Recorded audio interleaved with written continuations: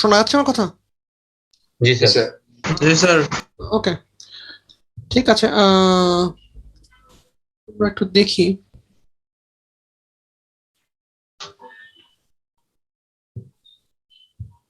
Sir ওই বিষয়টা তো দেখা হয়েছিল। হ্যাঁ হ্যাঁ, কি অবস্থা ওটা? ওটা 2:40 থেকে আসলে 3:30টায় হচ্ছে না, কারণ এই যে C1 এর যে দুইজন আছে তাদের ল্যাব আছে ওহো। 1টা থেকে 3:30 পর্যন্ত। হুম, 3:30টার পরে হয় না? স্যার 3:30 পরে যে ডি সেকশনে সম্ভবত ক্লাস আছে, ওই যে সেদিন বললো। হুম স্যার, আপনার রুটিনটা দিলে হয়তো সুবিধা হবে বের করতে আর কি, কখন। হুম, ঠিক আছে ঠিক আছে, তাহলে আমার রুটিনটা আমি দাঁড়াও দিচ্ছি। কিভাবে দিব, চ্যাট বক্সে দিয়ে দিই? জি স্যার, চ্যাট বক্সে দিয়ে দেন, আমরা নিয়ে নিব। আচ্ছা ঠিক আছে, বা আমি ক্লাসরুমে দিয়ে দিব, ঠিক আছে? আচ্ছা স্যার, ওকে। ক্লাসরুমে দিয়ে দিব, তোমরা একটু দেখো যে কোন দিন ফাঁকা আছো। জি স্যার। ওই অনুযায়ী আবার মানে, হ্যাঁ ওই অনুযায়ী বলো, তারপর আমি দেখি কি অবস্থা। জি স্যার। তাহলে এইভাবেই চলুক তাহলে আপাতত এই উইক। এবার তোমরা এই উইকের মধ্যে আমাকে জানাও যে আসলে কি করা যেতে পারে এখানে। তাহলে নেক্সট উইকে আমি তাহলে ওই অনুযায়ী মানে জুম লিংক দিয়ে দিব নেক্সট জি ক্লাসের স্যার, জন্য। Okay sir. ঠিক আছে, ওকে, তাহলে আমরা আবার একটু শুরু করি।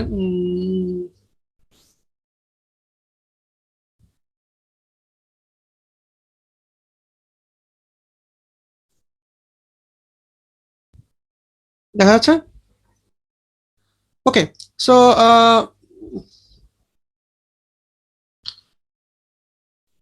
আমরা যদি একটু দেখি যে আজকের লেকচার যেটা, সেটা আফটার লেকচার, স্প্রিং হবে না, এটা ফল হবে আসলে। তো আগের লেকচারেই যেটা আছে এখানে সেটাই দেখানো হচ্ছে। তো আহ, প্রথমে যেটা জিনিসটা সেটা হবে তোমাদের ডিভাইসের সেমিকন্ডাক্টরের কিছু সেলফ স্টাডি আছে। সেলফ স্টাডি মিনস লাইক, মানে এই স্লাইড 1 থেকে 31 পর্যন্ত যে জিনিসগুলো আছে সেই জিনিসগুলো আসলে তোমাদের আগের পড়ে আসার কথা, মানে সলিড স্টেট ডিভাইসে পড়ার কথা, কারণ এই জিনিসগুলো আমাদের কাজে লাগবে পরবর্তী আমাদের যখন আমরা অপটো ইলেকট্রনিক্যাল কোনো প্রপার্টিজ বা তার জিনিস নিয়ে আলোচনা করতে যাব, তখন এই জিনিসগুলো আমাদের কাজে লাগবে। ওই জন্য এটা আমি জাস্ট লিখেছি যে সেলফ স্টাডি, মানে বেসিক্যালি এই জন্যই সেলফ স্টাডি বলা হচ্ছে। সো তো আমরা যদি একটু স্লাইড গুলো দেখি, তাহলে প্রথমে আছে যেটা, সেটা হচ্ছে তোমার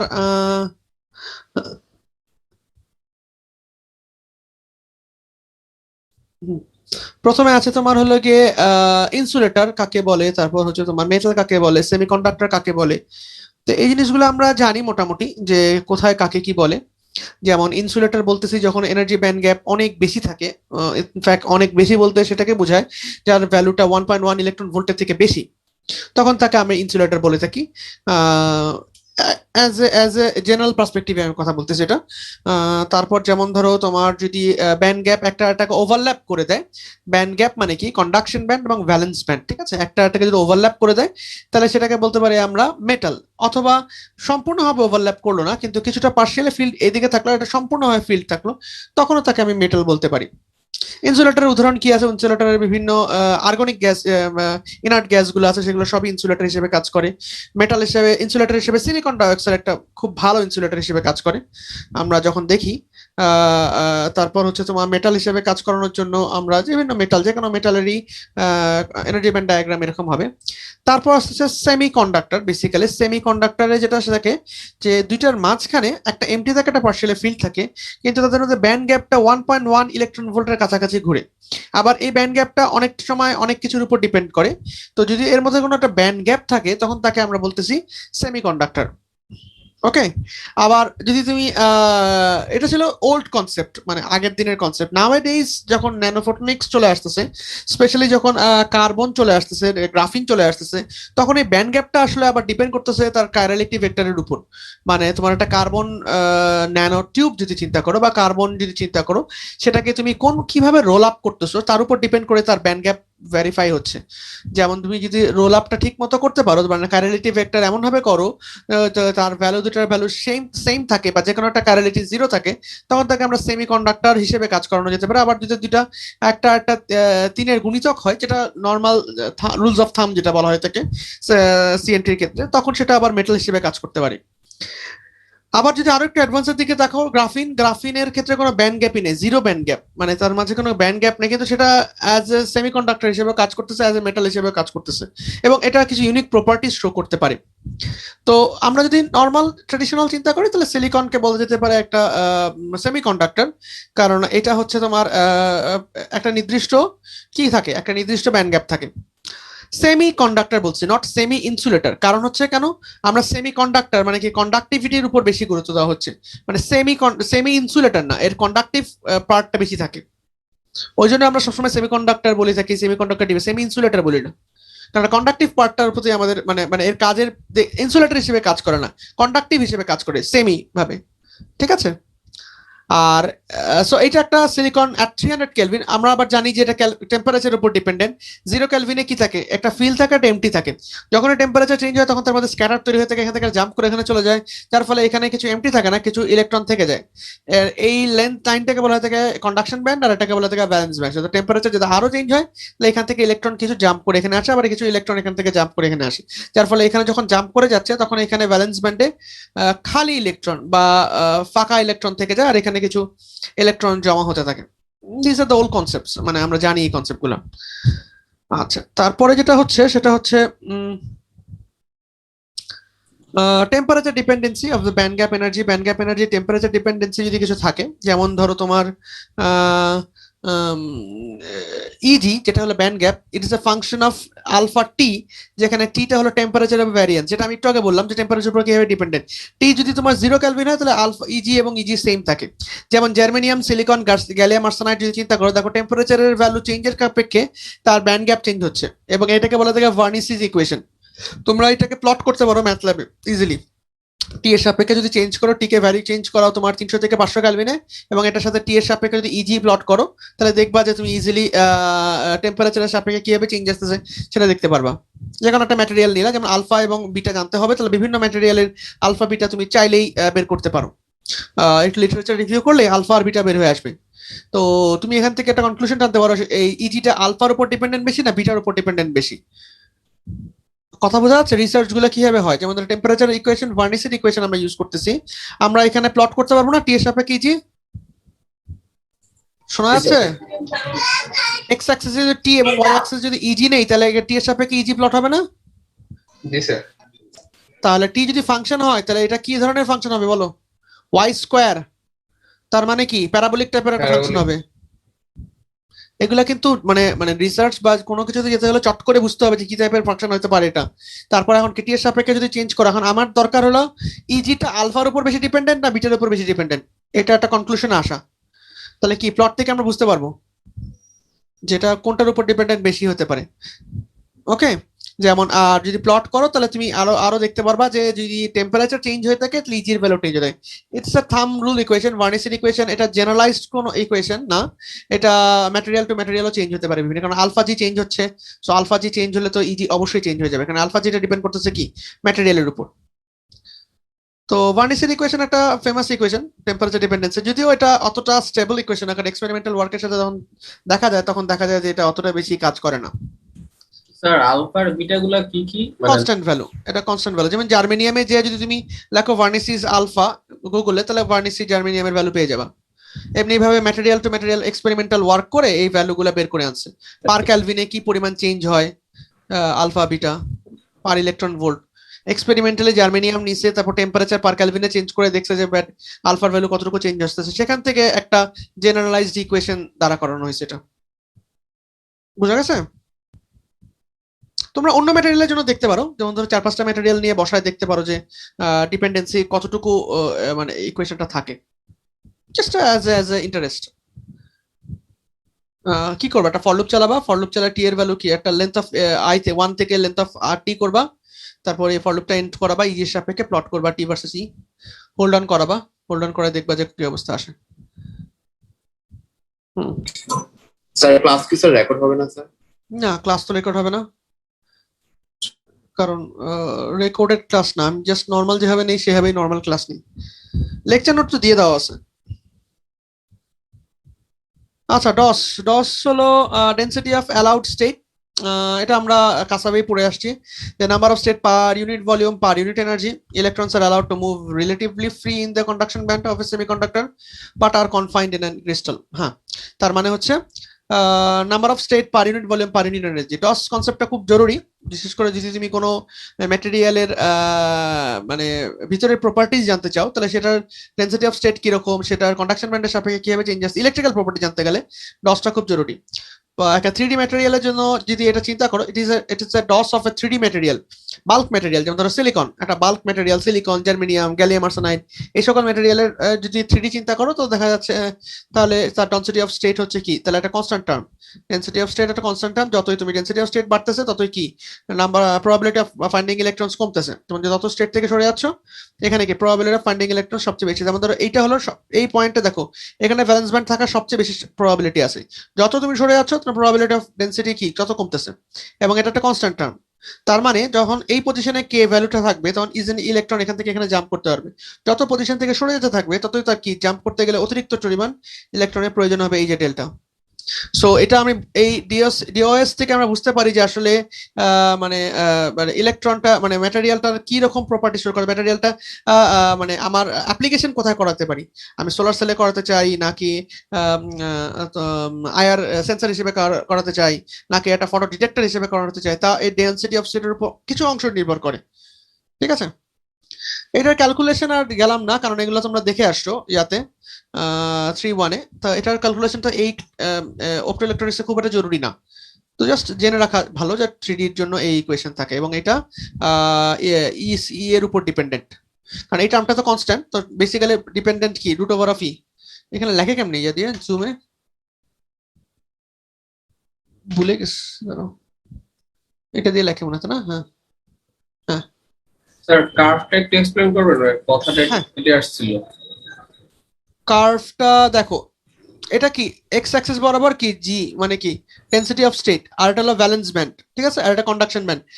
যদি যখন জিরোর দিকে থাকবে তখন দেখো ভ্যালেন্স ব্যান্ডের পরিমাণ এবং কন্ডাকশন ব্যান্ডের কি একটা ডিসটেন্স থাকবে, যতই তোমার যাচ্ছে ততই কি ডিসটেন্স বাড়তেছে না ভ্যালেন্স ব্যান্ড এবং কন্ডাকশন ব্যান্ডের মধ্যে।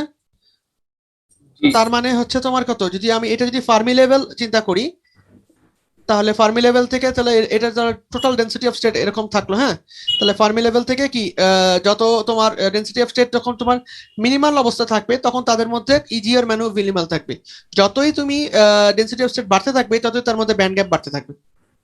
এটা ফর 3D ম্যাটেরিয়াল বা বাল্ক ম্যাটেরিয়ালের ক্ষেত্রে এটাই বেসিক্যালি এটাই বলতে যাচ্ছে এখানে, কারণ ইকুয়েশনটা থেকে আমরা দেখতে পারি যে G is directly proportional to the root over of E. আরেকটা ইম্পর্টেন্ট কনসেপ্ট খুব জরুরি, সেটা হচ্ছে ফার্মি ডায়াক ডিস্ট্রিবিউশন। এটা একটা ফেমাস ইকুয়েশন, আমরা জানি অনেকগুলো ইকুয়েশনের মধ্যে একটা ফার্মি ডায়াক ডিস্ট্রিবিউশন বেসিক্যালি বোঝায় অনেক ধরনের ডিস্ট্রিবিউশন আছে, আমরা জানি যে বায়োনমিনাল ডিস্ট্রিবিউশন আছে, কিন্তু সেমিকন্ডাক্টর বা অপটোইলেকট্রিক্যাল প্রপার্টিসের ক্ষেত্রে ফার্মি ডায়াক ডিস্ট্রিবিউশন একটা গুরুত্বপূর্ণ ডিস্ট্রিবিউশন। এই ডিস্ট্রিবিউশন বেসিক্যালি বোঝায় যে তোমার একটা ইলেকট্রন কিভাবে থাকতে পারে, ইন টোটাল। যেমন এখানে যেটা বলা হচ্ছে যে at energies of a few kV kT মানে 0.026 ইলেকট্রন ভোল্টে above EF, মানে EF এর উপর যদি 0.02 কেলভিনে থাকে তাহলে বলা হচ্ছে যে behave almost like a Boltzmann's function, আর আদারওয়াইজ এটা একটা ফার্মি ডায়াক ফাংশন হিসেবে কাজ করে। যেমন খেয়াল করে দেখো যে probability of finding electron is high যখন ইজ অলমোস্ট 1, তখন যখন ফার্মি লেভেলে যখন T ইকুয়ালস টু 0। আদারওয়াইজ যদি তোমার টি এর ভ্যালু যদি 0 থাকে প্রবাবিলিটি সবচেয়ে বেশি কোথায় ইএফএ এর এদিকেও নাই এদিকেও নাই, তখন সবচেয়ে বেশি প্রবাবিলিটি হচ্ছে ইএফএ পাওয়ার। যখন টেম্পারেচার চেঞ্জ হতে থাকবে তত ইএফ থেকে সরে যাওয়া, মানে এইখানেও পেতে পারো তুমি। এটা মানে কি, এটা বেসিক্যালি লাগে কন্ডাকশন ব্যান্ড ভ্যালেন্স ব্যান্ডেও ইলেকট্রন পেতে পারো যদি টেম্পারেচার চেঞ্জ হয়, কিন্তু টেম্পারেচার যদি কনস্ট্যান্ট থাকে মানে 0 থাকে তাহলে তুমি কি ভ্যালেন্স ব্যান্ডে কোনো ইলেকট্রন পাবা না, সকল ইলেকট্রন তুমি ফার্মি লেভেলে পাবা। এবং কেন, কারণ তার প্রবাবিলিটি হলো 1। কিন্তু যখন টেম্পারেচার চেঞ্জ হয়ে যাচ্ছে তখন দেয়ার আর প্রবাবিলিটিস যে তুমি একটা electron you can find electrons within this valence band. So this is a distribution, Fermi Dirac distribution, which is also temperature dependent. Okay. Equilibrium আর থার্মাল ইকুইলিব্রিয়াম এগুলো মানে সলিড স্টেটে আমাদের বলা হয়েছিল, কিন্তু এই জিনিসগুলা কি আমরা জাস্ট মানে পড়ে যাই, কিন্তু এগুলোর আসলে অ্যাপ্লিকেশন দেখি না আমরা, এই জন্যই প্রবলেমটা হয় আমাদের। যেমন সেমিকন্ডাক্টর সলিড স্টেট ডিভাইসে কিন্তু এই জিনিসগুলো ইন ডিটেইলস বলা যায়, কিন্তু এই যে একটু আগে যে আমি বললাম ফার্মি ডায়াক ডিস্ট্রিবিউশন, যাই একটু আবার এইটা, এটা আসলে অ্যাপ্লিকেশন কোথায়, এটার অ্যাপ্লিকেশনটা দেখতে পেলে তখন তো আমি বুঝতে পারি। যেমন ধরো এই কনসেপ্টটা কাজে লাগায় যদি আমি একটা মসফেট তৈরি করি যেখানে কিনা টেম্পারেচারের সাপেক্ষে মসফেটের আইভি ক্যারেক্টারিস্টিক্স চেঞ্জ হচ্ছে, তখন তুমি বুঝতে পারবে যে আশা এই হলো গিয়ে কাহিনী। অথবা যেটা হয় কি আমরা দেখেই গেলাম, যে দেখে এটা বুঝে গেলাম। এটাকে যদি তুমি অ্যাপ্লিকেশন ফিল্ডে নাও, একটা মসফেট তৈরি করো, একটা ডিজি মসফেট তৈরি করো, তারপর তার মধ্যে দেখো যে তার ফার্মি ডায়াক ডিস্ট্রিবিউশন চেঞ্জ হলে কিভাবে ফার্মি লেভেল আপ ডাউন করে, এনার্জি ব্যান্ড ডায়াগ্রাম গুলা চেঞ্জ করো, কতটুক দূরত্বে চেঞ্জ হলে তোমার চেঞ্জ আসে, তখন তোমার এর অ্যাপ্লিকেশন গুলো আসলে বোঝা যাবে। এবং ওটা দিয়ে তুমি একটা সেন্সরের মানে অ্যাপ্লিকেশন ফিল্ডে গেলা, তখন আসলে এই সলিড স্টেটের বেসিক কনসেপ্ট গুলা গড়ে তোলে। তোমাদেরকে বলে না, আমি নিজেও আমিও মানে শুরুতে এইভাবেই দেখছি। পরবর্তীতে যখন তুমি মানে আরেকটু হায়ার স্টাডিজে যাবা, তখন তুমি এই যে অ্যাপ্লিকেশন, তখন তোমার এই যে এই জিনিসগুলো কাজে লাগবে। তখন তোমাকে কিন্তু হাতে ধরে এগুলা বলবে না, তখন তোমার ডাইরেক্ট চলে যেতে হবে যে এখান থেকে কিভাবে বের হয়ে আসছে।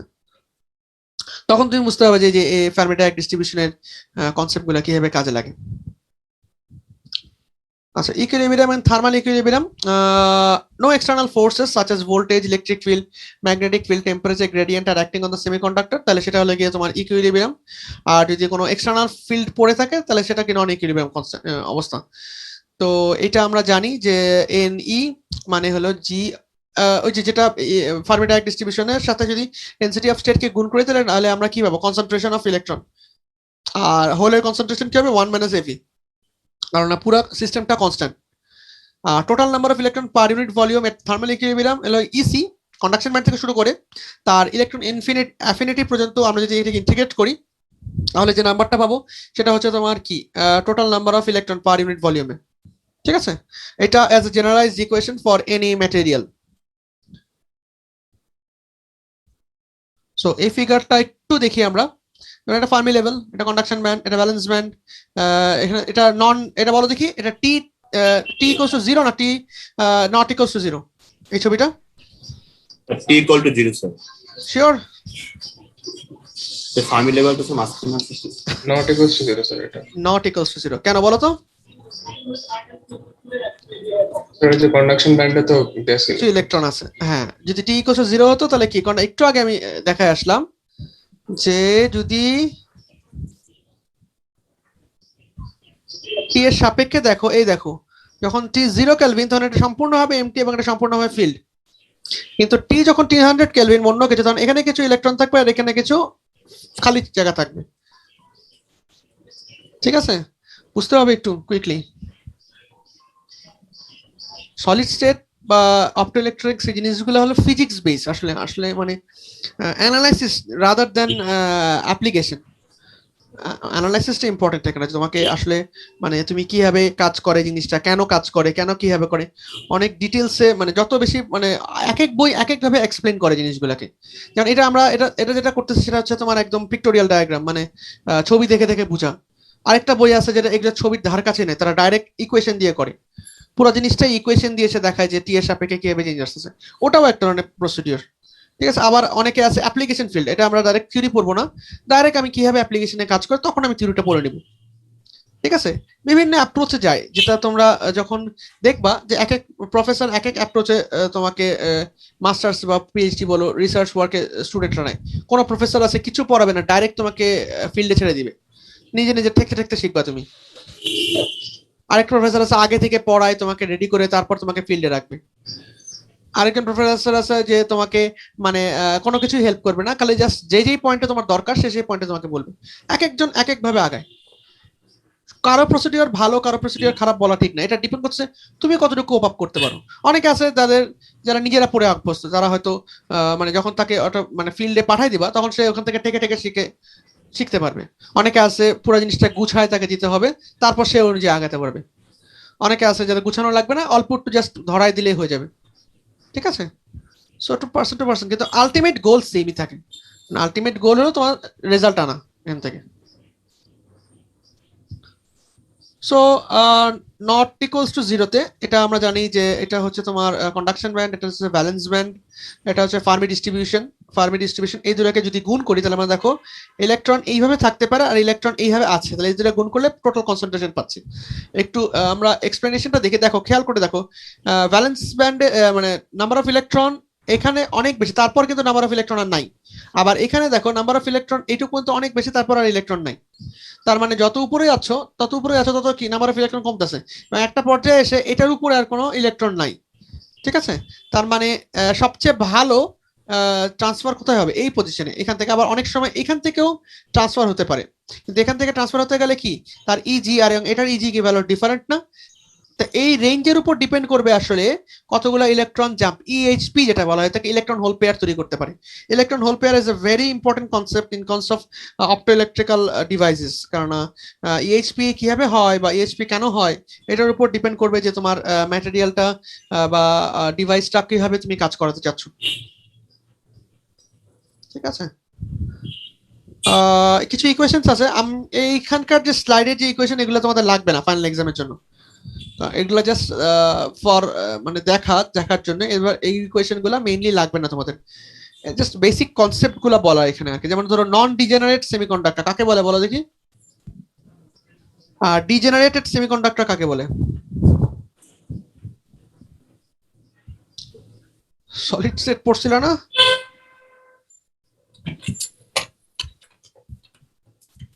নন ডিজেনারেট যখন কি নরমাল কন্ডিশন, যখন তার মধ্যে ডোপিংটা নরমাল হয়, এমন কোনো অ্যাবনরমাল ডোপিং হয় না। আমরা যে সকল ম্যাটেরিয়াল নিয়ে পড়াশোনা করি সেগুলো বেশিরভাগই নন ডিজেনারেট সেমিকন্ডাক্টর। ঠিক আছে, যার কারণে আমরা যেগুলো পড়ি সেগুলো সবই নন ডিজেনারেট, মানে ডিজেনারেটেড হয় নাই। যেমন এন নট, এনসি, এনসি হলো effective density of state, normal density of state না, এফেক্টিভ ডেন্সিটি অফ স্টেট। ঠিক আছে, যে ডেন্সিটি অফ স্টেটটা কাজে মানে কন্ডাকশন ব্যান্ডের কাজে লাগে। একই রকম ভাবে এন নট পি নট এর গুণফল হলো এনআই স্কোয়ার। এনআই কি? ইন্ট্রিনসিক কনসেন্ট্রেশন, ডেফিনেটলি, কারণ এন নট এবং পি নট এর গুণফল কি হবে? এনআই স্কোয়ারের সমান হবে। NI equals root over NC NV E to the power minus E by G by KT. All this equations are non degenerated সেমিকন্ডাক্টরের জন্য, যখন ডোপিংটা অত্যাধিক পরিমাণে হবে না বা কম্পেনসেটেড ড্রপের হিসেবে যখন থাকবে তখন অনেক বেশি পরিমাণ থাকবে না। এটাকে আমরা ম্যাস অ্যাকশন ল বলা হয় থাকে এন নট পি নট এর ক্ষেত্রে, যেখানে এন নট এর ভ্যালু দেখো ইএফ এবং ইএফআই। ইএফটা কি? ফার্মি লেভেল, আর ইএফআইটা কি? ইন্ট্রিনসিক লেভেল থেকে ফার্মি লেভেলের ডিসটেন্সটা কি? ঠিক আছে, তখন তাকে আমরা এন নট বলতেছি। যদি ইএফআই এবং ইফ সেম হয়ে যায় তাহলে এন নট আর এনআই সেম হয়ে যাবে। ওকে, এটা হলো ডোপড সেমিকন্ডাক্টর। আমরা জানি যে এন টাইপ ডোপড হতে পারে, পি টাইপ ডোপড হতে পারে। যদি ডোপড হয় তাহলে আমরা এখান থেকে এটা হলো ডোনারের ফার্মি লেভেল আর এটা হলো কন্ডাকশনের ফার্মি লেভেল। তাহলে কি হয়ে থাকে, এখান থেকে এখানে জাম্প করে যায়, যেটা হলো এন টাইপ হয়ে যায়। যেমন এন ডি যদি মাছ গ্রেটার দেন এনআই হয়ে থাকে তাহলে আমরা বলতে পারি N naught is almost N T, আর P naught equals to NI square by N naught, এবং N naught square equals to NI square by P naught. এটা এন টাইপ, এটা পি টাইপ। আর এই এক্স অ্যাক্সিস বরাবর distance to the ক্রিস্টালের সাপেক্ষে কতটুকু চেঞ্জ আসতেছে। আচ্ছা, কম্পেনসেটেড সেমিকন্ডাক্টর আমরা জানি কাকে বলে। A compensated semiconductor is one of the contain both donor এবং অ্যাকসেপ্টর, দুটি আছে এর মধ্যে। এন টাইপ কম্পেনসেটেড সেমিকন্ডাক্টর যেখানে N D is greater than N A, আর পি টাইপ হলো যখন N A is greater than N D, আর এন ডি আর এন এ যদি সমান হয় তাহলে সেটা হলো গিয়ে তোমার it's like a intrinsic semiconductor, মানে এটা এন টাইপও না পি টাইপও না, ইন্ট্রিনসিক সেমিকন্ডাক্টর। ইকুয়েশন এগুলা ইকুয়েশন একটু মনে রাখতে হবে, খুব বেশি না। যেমন ধরো এটা আগেও বললাম যে এটা ডেরিভেশন তোমাদের লাগবে না, সিম্পল জাস্ট মানে ওভারঅল ক্যালকুলেশনের জন্য যখন লাগবে সেটা দেখার। এই হলো গিয়ে জিনিসটা, যেটা হলো ডিজেনারেটেড সেমিকন্ডাক্টর যাকে বলে। যেমন ধরো ইফ অ্যান অ্যাকসেপ্টর, এটা মাথায় রাখবা, এটা অবশ্যই তোমাদের যে কোনো ইয়াতে কাজে লাগবে, যে ডিজেনারেট এবং নন ডিজেনারেট এবং ডিজেনারেট সেমিকন্ডাক্টরের মধ্যে পার্থক্য। If an acceptor or donor concentration in the silicon is greater than approximately 10^17 per CC, 10^17 থেকে বড় হয়ে যায় তখন Boltzmann's approximation is less valid and the semiconductor is called degenerated semiconductor. এগুলো মনে তোমরা পড়ে আসছো যদিও, তারপরে জাস্ট রিক্যাপ করা। Donor electrons interact with each other. The single discrete donor energy level is split into the band of energies. As the donor concentration further increases, the band of donor states widens and may overlap of the bottom of the conduction band. Oh, acha.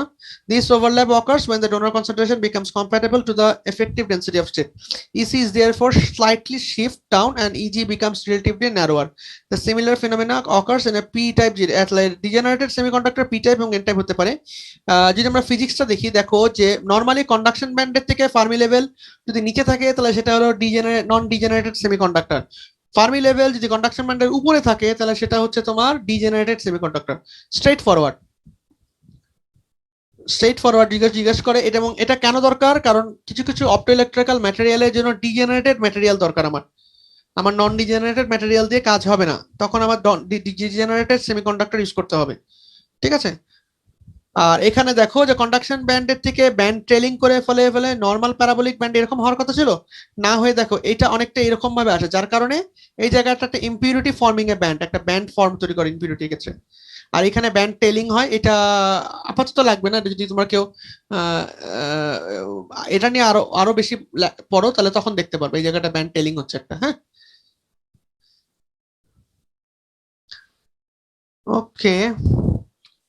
নেক্সটে কি আছে? Drift current density, total current density, এগুলো just আইনস্টাইনস equation, এগুলো just normally দেখে রাখলেই হবে। নন equilibrium কেসের ক্ষেত্রে কিরকম আসে? কোয়াজি ফার্মি লেভেলের ইকুয়েশন আপাতত দরকার নেই, এই জিনিসগুলো জাস্ট দেখে রাখলে হবে, অত বেশি লাগবে না। E K diagram for direct and semi direct indirect semiconductor, এটা একটু খুব ইম্পর্টেন্ট কনসেপ্ট। একটা হচ্ছে ডাইরেক্ট ম্যাটেরিয়াল, একটা হচ্ছে ইনডাইরেক্ট সেমিকন্ডাক্টর। ডাইরেক্ট সেমিকন্ডাক্টর যখন দুইটার মাঝে কে এর ভ্যালু 0 থাকবে, ঠিক আছে, কন্ডাকশন ব্যান্ড এবং valence band, conduction band minima এবং ভ্যালেন্স ব্যান্ড ম্যাক্সিমাম, তার মধ্যে যখন ইজির ভ্যালু বা কে এর ভ্যালু 0 থাকবে তখন তাকে বলতেছি আমরা কি? তখন তাকে আমরা বলতেছি ডাইরেক্ট সেমিকন্ডাক্টর। আর যখন কে এর ভ্যালু যদি তোমার কন্ডাকশন মানে ইজির ভ্যালু কে ইকুয়ালস টু 0 তে না থাকে তখন তাকে আমরা বলছি ইনডাইরেক্ট সেমিকন্ডাক্টর। যেমন কন্ডাকশন, আমাদের ফর্মুলা হচ্ছে কন্ডাকশন ব্যান্ড মিনিমা এবং ভ্যালেন্স ব্যান্ড মিনিমা, সেই পজিশনে যদি কে 0 থাকে তাহলে সেটা হলে তোমার ডাইরেক্ট ব্যান্ড সেমিকন্ডাক্টর। আর indirect band semiconductor conduction band minima এবং ভ্যালেন্স ব্যান্ড মিনিমা এই দুটোর মাঝে যদি কে এর ভ্যালু নন 0 থাকে, মানে এখানে নন 0, তখন তাকে আমরা বলছি ইনডাইরেক্ট সেমিকন্ডাক্টর। ওকে। আর এই জিনিসটা কি বলো থেকে 1000111, এগুলো হলো ক্রিস্টালের ডাইরেকশন, কোন ক্রিস্টাল কিভাবে কাটবা, হ্যাঁ, সেটার উপর ডিপেন্ড করে।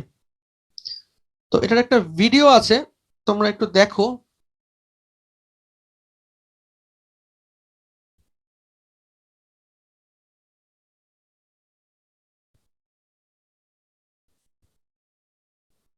এই ভিডিওটা দেখো কি অবস্থা আছে।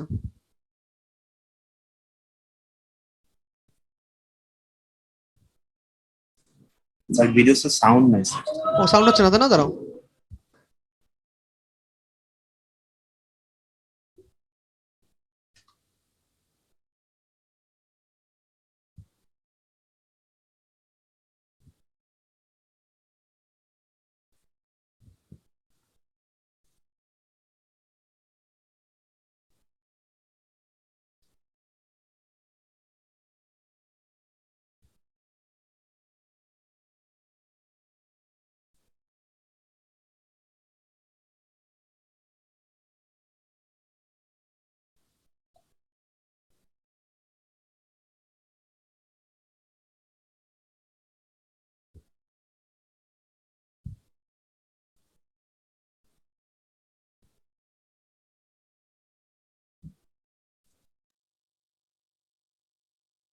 To know what are these parabolas and what do they represent? Yes, sir.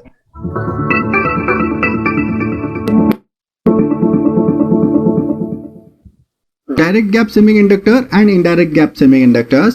In order to understand the meaning of this direct gap semiconductor and indirect gap semiconductors, we need to know what are these parabolas and what do they represent. So for that we will have to go in the quantum mechanics.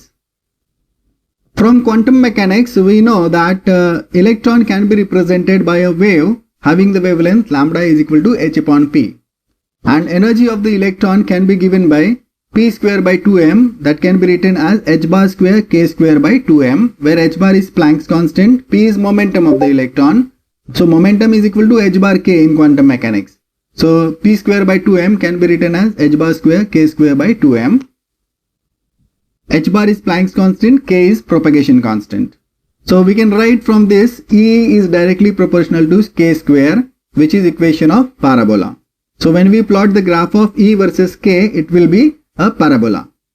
The upper parabola in the conduction band represents free electron, and the lower parabola in valence band represent the holes. If maximum of valence band and minimum of conduction band occur at the same momentum value, then it is called as direct band gap semiconductor. And if maximum of valence band and minimum of conduction band occur at different value of K, then such semiconductors are called as indirect band gap semiconductors. Let us differentiate the two direct band gap semiconductors and indirect band gap semiconductors in the further slide. This is the differentiation between direct band gap semiconductor and indirect band gap semiconductor. In the graph of E versus K, in case of direct band gap semiconductor, maximum of valence band and minimum of conduction band occur at the same momentum value. That means for the same value of K. In case of indirect band gap semiconductor, maximum of valence band and minimum of conduction band occur at two different values of K. That is for two different momentum values, because momentum and K are related. P is equal to h bar K. So now in this direct band gap semiconductors, if electron wants to go from valence band to conduction band, it need not undergo any change in its momentum. It can directly go because K is same for them. Momentum is same for the electron in conduction band and valence band. But in indirect band gap semiconductor, if electron wants to make a transition from valence band to conduction band, first it will have to undergo the momentum change. So first momentum needs to be changed and then it can make a transition. So additional energy will be required for this change in momentum. So in the indirect band gap semiconductor, the electron requires additional energy for the change in momentum in addition to the energy gap Eg. The compound semiconductors such as GaAs, which are obtained by mixing group 3 element and group 5 elements, are usually direct gap semiconductors, and the elemental semiconductors like silicon, germanium are the indirect gap semiconductors.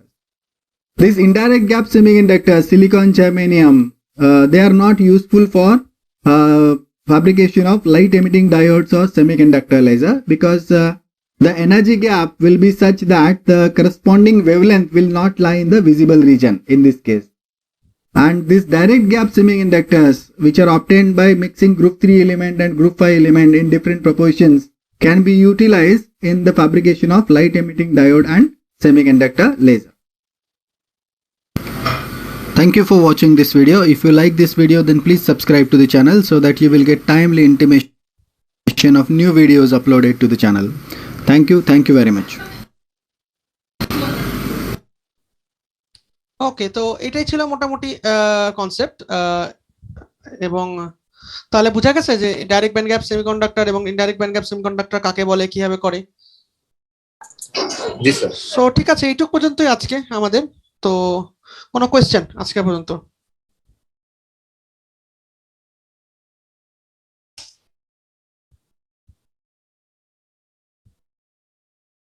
কোনো question? আচ্ছা, special কোডটা দিয়ে দিয়েছি আমি, তো তোমরা ওটা ইয়া করে নিও, অ্যাটেন্ডেন্সটা দিয়ে নিও।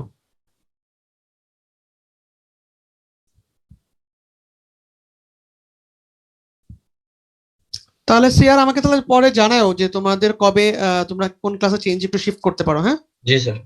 আচ্ছা ঠিক আছে, ঠিক আছে। তো লিঙ্কটা ওপেন থাকবে 12:55, মানে ক্লাস শুরু পর্যন্ত, ক্লাস তোমাদের 1টা পর্যন্ত, 1টা পর্যন্ত লিঙ্কটা ওপেন থাকবে। এর মধ্যে অ্যাটেন্ডেন্সটা দিয়ে দিও তোমরা। ঠিক আছে, তাহলে আজকে